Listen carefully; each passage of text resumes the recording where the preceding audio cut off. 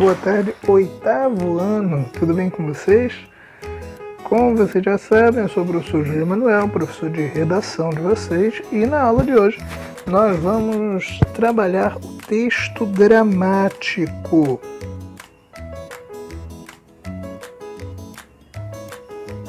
Então vamos fazer uma introdução aos estudos dos textos dramáticos. Na abertura do módulo 9 diz assim: o ato de representar faz parte da história humana. Utilizado inicialmente como forma de culto aos deuses, transformou-se em importante instrumento educacional, na medida em que difundia o conhecimento e evoluiu até se tornar uma atividade dramática de forte cunho cultural. Para quem está em cena, o teatro ainda propicia uma experiência muito enriquecedora, colocar-se no lugar do outro e experimentar novos mundos de forma plena e segura. Eu escolhi começar a aula de hoje copiando essa parte da apostila, porque essa parte faz um ótimo resumo do que é o texto teatral. O texto teatral, que nós vamos falar hoje, ele nasce de uma necessidade que o ser humano tem, não é? Principalmente atrelada à questão religiosa, e vai se desenvolvendo até chegar aos dias de hoje. Nossa aula, embora vá tratar de temas às vezes um pouco mais históricos, não tem o objetivo de ser uma aula de história nem uma aula de teatro. Até porque eu não tenho conhecimento suficiente para dar aula de teatro para vocês. Nós vamos focar somente naquilo que será o essencial, né? As questões básicas do estudo do texto dramático. Primeiro vocês precisam saber que é um gênero literário. E o que é um gênero literário? Existem 3 tipos de gêneros literários e um pensador chamado Aristóteles, lá na Grécia Antiga, ele já dividia, foi ele que começou essa divisão do gênero literário em 3 gêneros: o lírico, o épico e o dramático. O gênero lírico tem a ver com os poemas, basicamente. O gênero épico são grandes histórias dos feitos da humanidade. Na época, na Grécia Antiga, os grandes textos épicos são Odisseia, Ilíada, que vocês já devem ter visto aí o filme de Troia, né? E o gênero dramático é o que a gente vai trabalhar na aula de hoje. Então, um resumo. O que é um texto dramático? O texto dramático é feito para ser encenado, para ser dramatizado. Alguns chamam também de texto teatral. O que vocês precisam saber então é que é um texto escrito com o objetivo de ser encenado, com o objetivo de alguém ler aquilo e depois representar aquilo. Entre os principais autores desse gênero, lá na Grécia Antiga, aqueles que começaram, nós temos o Sófocles, o Eurípides e o Ésquilo. Tem muitos outros, né? Mas esses são alguns dos principais. Vale destacar que nós estudamos, né, o gênero dramático a partir da Grécia Antiga. No entanto, já nos povos antigos do Egito, havia algo parecido com o que hoje nós chamamos de gênero dramático também. No entanto, como nós temos o berço da civilização ocidental na Grécia, é de lá que nós pegamos a teoria. Outro tópico importante é que o drama surge nessa dupla articulação com a literatura, a parte escrita, e com o teatro, que é o espetáculo. Muito importante ficar claro isso. Não, nessa aula de redação não é o enfoque que vocês representem. O enfoque é que vocês entendam a parte escrita de um texto dramático. Bem, aí a parte de baixo, a palavra teatro vem do grego teatros ou teatron, e significa lugar onde se vai para ver, tá? E aí, esse lugar que se vai para ver, né? O teatro, aí um exemplo de teatro grego, né? Você está vendo que está meio destruído, né? Mas ainda existe. Esse lugar que se vai para ver tem dois sentidos, né? Um lugar que eu vejo literalmente, né, no sentido denotativo, mas conotativamente, ou seja, no sentido figurado, aquilo que eu posso enxergar a humanidade, aquilo que eu posso enxergar as situações do dia a dia. Então aí vai abrir dois tipos de teatro. Teatro moderno, né, você pode reparar que a estrutura é quase a mesma, né? Tem aí a plateia, o palco, as cortinas.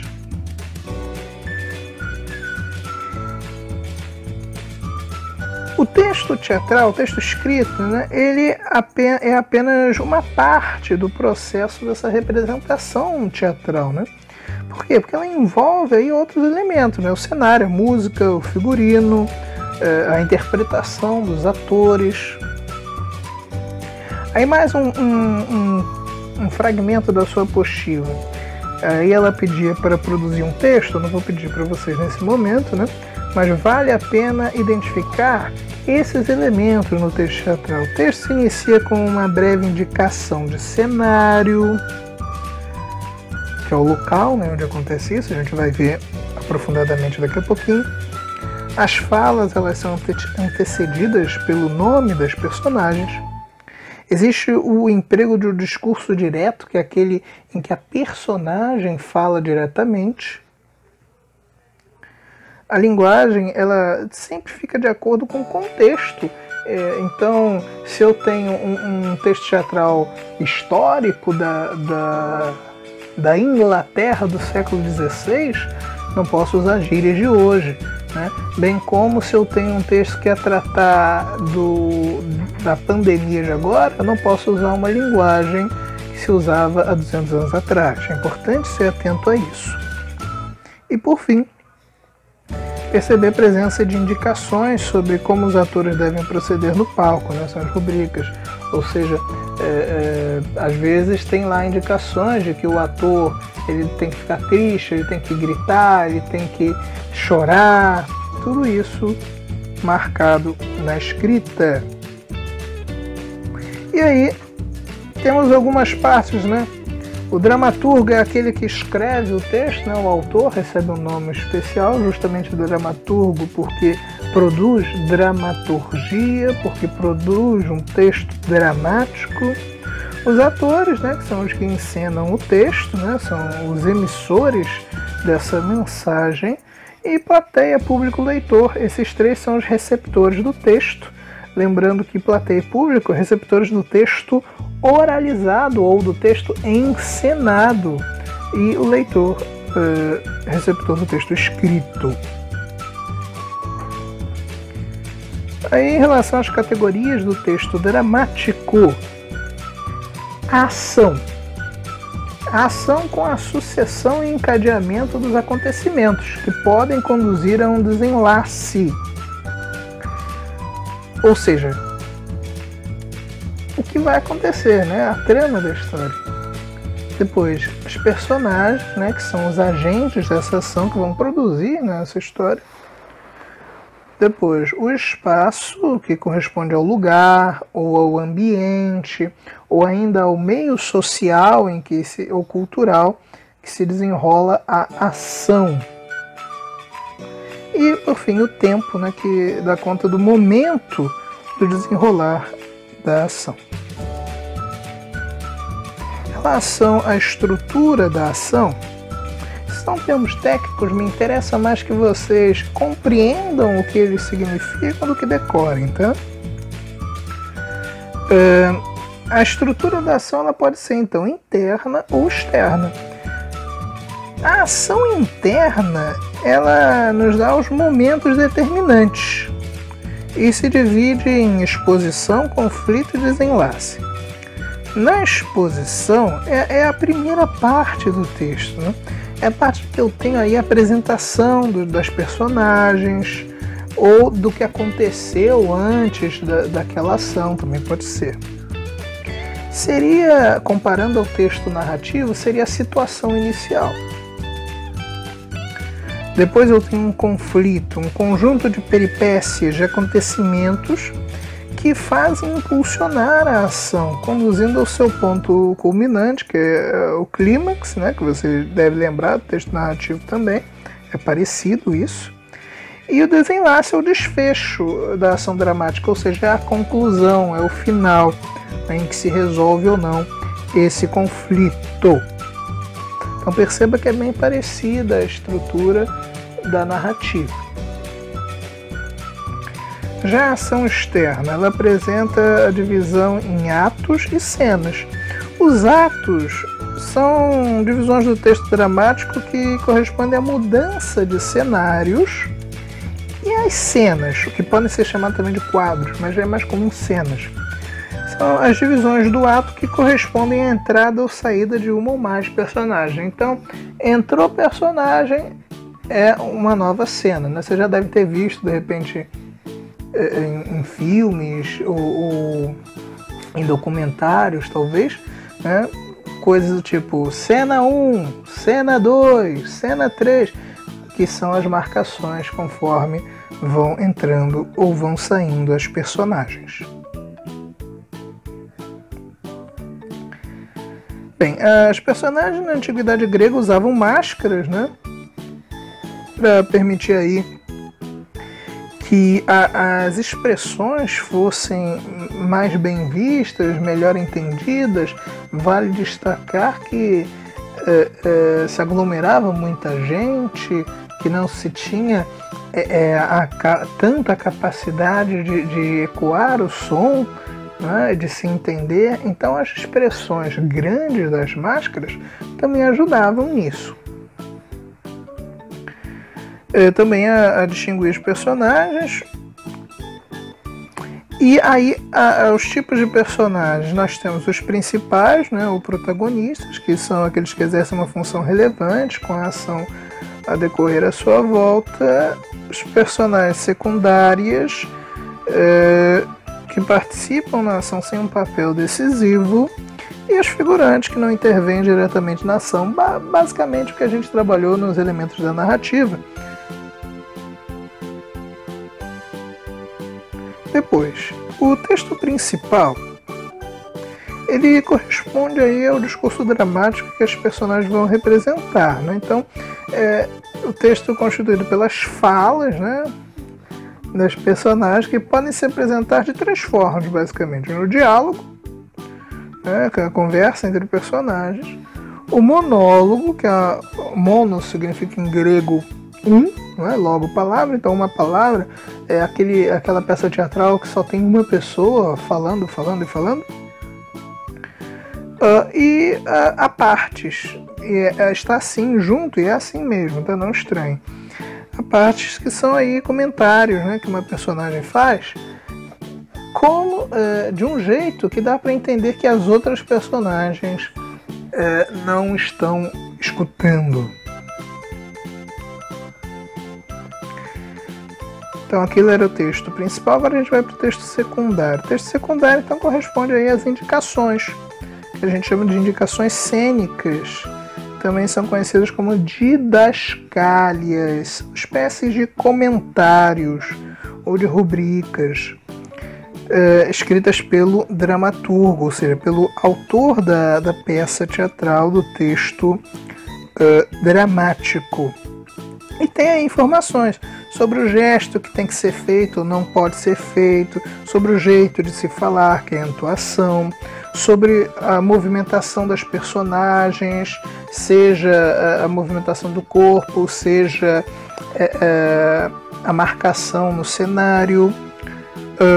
Também indicações sobre o cenário, o ambiente, o guarda-roupa, né, os acessórios, luz, som e tudo aquilo que faz com que a peça ande.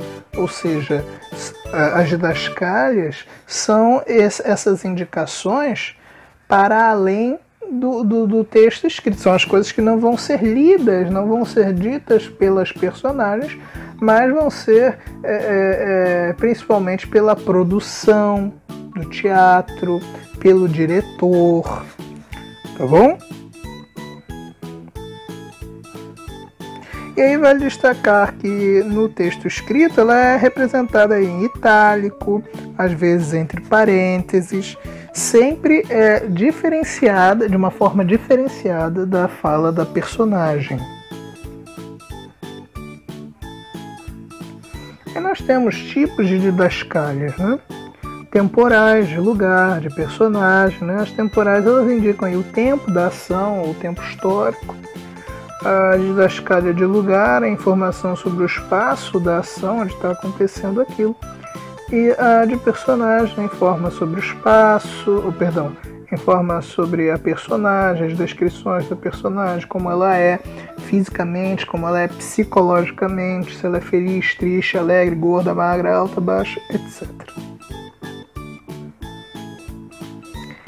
Em relação aí aos diálogos, os diálogos eles são divididos entre as personagens, locutores e interlocutoras, designadas pelos seus nomes antes de cada fala, ou seja, aí tem aí um exemplo, meu personagem é capitão, a fala dela, o diálogo, né, está escrito depois. Primeiro vem então o nome da personagem, depois a sua fala. Abaixo, ao longo do texto dramático, vão surgindo várias indicações cênicas colocadas entre parênteses ou em itálico, ou às vezes nos dois, como é o caso. Tá aí o nome da personagem, o que ele tem que fazer, a didascália aí, né, que é dar de repente um salto e pronto. Algumas informações relativas a acentos podem estar um pouco estranhas porque, em parte, há uma configuração aqui de português de Portugal, só por isso, tá? Variedade de textos dramáticos, nós temos então a comédia, né? A comédia a gente está acostumado, né? Um texto que nos faz rir, né? A ação é cômica, inclusive vem daí uma curiosidade, a palavra ridículo, né? Que vem aquilo que nos faz rir, embora hoje em dia a gente use de forma pejorativa. Temos também a tragédia, né? Então, o próprio nome, hoje em dia, a gente talvez não assista muita peças teatrais, mas o nome tragédia nos remete a algo assim forte, triste. E aí eu separei a capa de um livro que traz a trilogia tebana. Os gregos tiveram aí, dentre esses, o mais famoso, o Édipo Rei, que é um texto escrito pelo Sófocles, que foi um dramaturgo que eu citei no início desse vídeo. Édipo Rei é talvez a obra, pode ser dito também Rei Édipo, né? É talvez a obra mais conhecida, né? Até por vocês mesmos, por conta, né, do Freud, que fala aí do complexo de Édipo, por exemplo. E ficou muito popular esse termo. A tragédia é sempre, então, uma pessoa vai morrer no final, sempre tem um final meio chato, no sentido de ruim, né?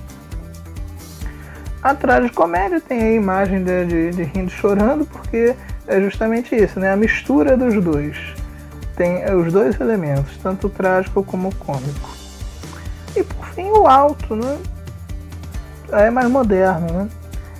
Surge na Idade Média, a gente tem aí o alto que talvez todos, ou quase todos, tenham visto o filme, né? O Alto da Compadecida.